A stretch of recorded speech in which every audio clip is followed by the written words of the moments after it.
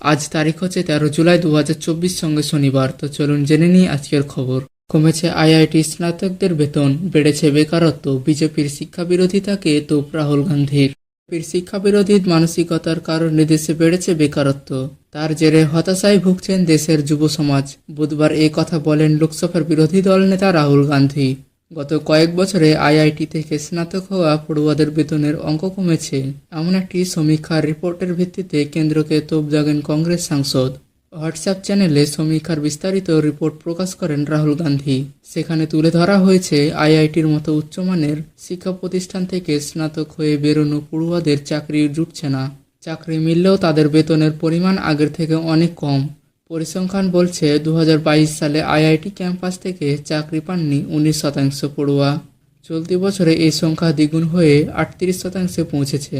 গোটা ঘটনার জন্য কেন্দ্রের দিকেই আঙুল তুলছেন রায়বরেলির সাংসদ।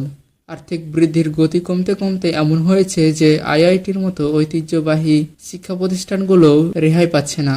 প্লেসমেন্ট পাওয়া থেকে শুরু করে চাকরির ক্ষেত্রে অ্যানুয়াল প্যাকেজ সমস্ত কিছুই নিম্নগামী। তার জেরে যুব সমাজের হতাশা বাড়ছে।